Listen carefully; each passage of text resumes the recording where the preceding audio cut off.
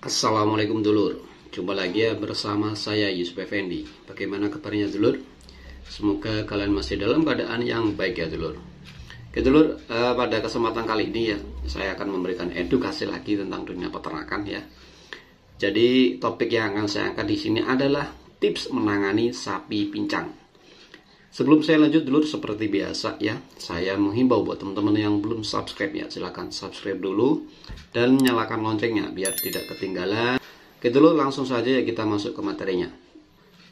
Hari ini saya ingin menyampaikan ya, jadi penyebab sapi pincang itu apa, terus kedua apa yang harus dilakukan dan apa yang tidak boleh dilakukan ya, biar tidak salah kaprah. Jadi faktornya bisa jadi karena sapi kepleset yang pertama. Yang kedua, sapi punya karakter suka memanjat ya. Jadi gampang takut kalau ada orang di belakangnya. Dan dia paling hobi memanjat palungan. Sehingga yang perlu dievaluasi penyebab dari pincangnya atau sakitnya atau radangnya dari persendian kaki depan. Itu yang pertama adalah licin terpleset. Maka solusinya alasnya yang cor bisa menggunakan karpet ya. Bisa memakai ban yang dimodifikasi atau bisa memakai semen cor, tapi jangan terlalu halus untuk permukaannya. Yang kedua, setelah penyebab dan bisa juga kejerat, tampar ya, ketusuk kayu ketika dilepaskan ataupun ada gejala foot rot. Foot rot itu adalah busuk pada kuku sapi.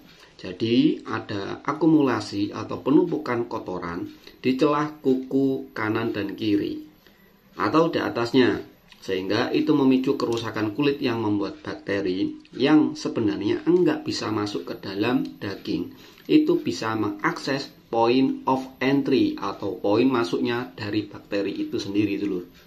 Yang ketiga yang harus dilakukan sekarang adalah jangan panik, apalagi jangan sampai memanggil jagal. Kecuali itu memang sudah patah. Kalau patah udah nggak bisa lagi. Patah antara operasinya, antara kemungkinan sembuh, antara perawatan dengan biaya. Pokoknya kalau patah tidak ada pilihan ya. Jadi harus dipanggil ke jagal. Tapi kalau tulangnya itu tidak patah, itu masih bisa sembuh. Selama ini yang paling penting, selama begitu muncul gejala, harus langsung lapor ke tenaga medis. Baik itu ke dokter hewan maupun ke mantri untuk segera dilakukan injeksi. Injeksi sesuai yang dibutuhkan oleh sapi. Umumnya tindakan yang dilakukan adalah dengan treatment untuk pemberian radang yang sangat kuat supaya tidak terjadi radang di persendian sapi kalian dan pemberian kalsium, antisipasi untuk pemulihan agar segera pulih pincang sapi kalian. Nanti dokter biasanya akan meresep.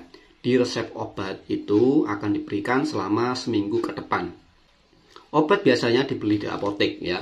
Pagi diberikan, sore juga diberikan. Itu berguna untuk memaintain atau menjaga dosis dari obat tersebut supaya tetap bekerja, supaya proses peradangan itu tidak berlanjut. Proses bengkak tidak berlanjut dan tidak semakin parah. Segera hubungi dokter ya. Jangan panik, jangan langsung memanggil Pak Jagal. Dan yang harus dilakukan adalah membersihkan kandang. Membersihkan kandang pastikan kering dan tidak licin supaya tidak memperburuk kondisi. Karena kita tahu dalam posisi satu kaki yang sakit sangat kelihatan bengkaknya. Pasti beban badan ditopang oleh 3 kaki saja. Jika das momentum itu terpleset ya, di mana kaki yang lain juga cedera, maka yang terjadi adalah deprok tanpa bisa berdiri sama sekali. Jadi dipanggilkan dokter ya, jadi nggak usah panik. Dan yang kedua, kandang dipastikan kering dan tidak licin. Syukur-syukur jika kalian dalam proses kesembuhan ini bisa memberikan karpet atau bisa memberikan jerami untuk pijakan atau ada tempat tinggi buat angonnya di luar. Setelah disuntik sampai dia betul-betul pulih, siang ditaruh di luar, sore sampai malam itu ditaruh di dalam kandang. Yang tidak boleh dilakukan adalah yang pertama, panik sehingga yang dihubungi bukan dokter, melainkan jagal. Kan sangat rugi itu dulur.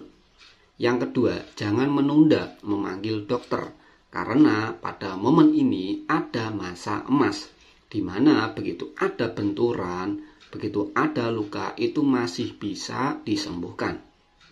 Tapi kalau terlambat, muncul masalah lain, kebocoran minyak, terus pecahnya pembuluh darah, sehingga menjadi abses, maka itu akan sulit untuk disembuhkan.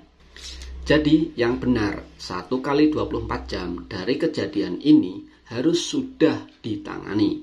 Dengan itu, begitu ada benturan, begitu ada proses radang itu terjadi, begitu mau pincang, obat sudah langsung masuk.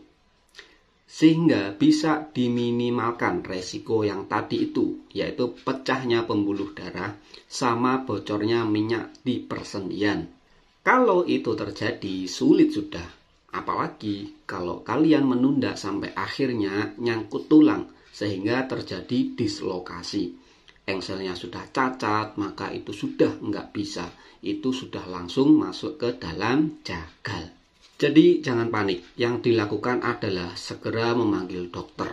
Terus jangan mencoba melakukan pengobatan sendiri, karena itu akan berdampak pada yaitu munculnya masalah sekunder yang menyebabkan si sapi akhirnya menjadi pincang.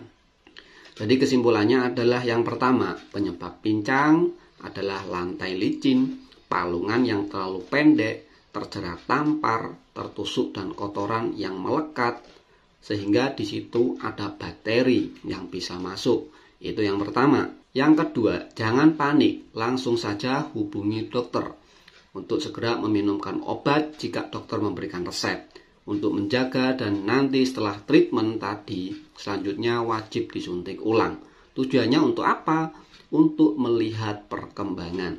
Nah, kalau tidak diulangi pengobatannya lagi di hari lain, dia sudah kelihatan membaik, nanti jebol berupa nanah. Maka dari itu, untuk menjaga supaya itu tidak terjadi, maka dilakukan pengulangan injeksi di hari sebelumnya. Selama tidak ada dislokasi, tidak ada bakteri yang masuk ke situ, insya Allah 2 kali injeksi pun cukup. Penyakit pincang ini namanya osteoartritis atau radang pada persendian bagian bawah. Yang harus dilakukan segera adalah menyemprot kotoran kandang. Lantai harus kering, harus bersih, dan tidak boleh licin. Syukur-syukur jika sapinya dikeluarkan dan bisa terkena angin agar bisa bergerak bebas. Dan kadang-kadang dengan proses bergerak bebas itulah seekor sapi itu bisa pulih dari pincangnya. Oke dulur, mungkin video ini cukup singkat ya, tidak ada 15 menit, tapi ya semoga apa yang saya sampaikan ini bisa memberi wawasan tambahan buat dulur-dulur yang sedang khususnya mengalami masalah yang saya ceritakan atau paparkan di depan. Baiklah dulur, gitu aja ya, jangan lupa untuk subscribe ya, dan jangan lupa share jika kalian mendapatkan manfaat video ini, dan jangan lupa like-nya. Baiklah dulur, gitu aja, saya akhiri. Assalamualaikum. Bye-bye.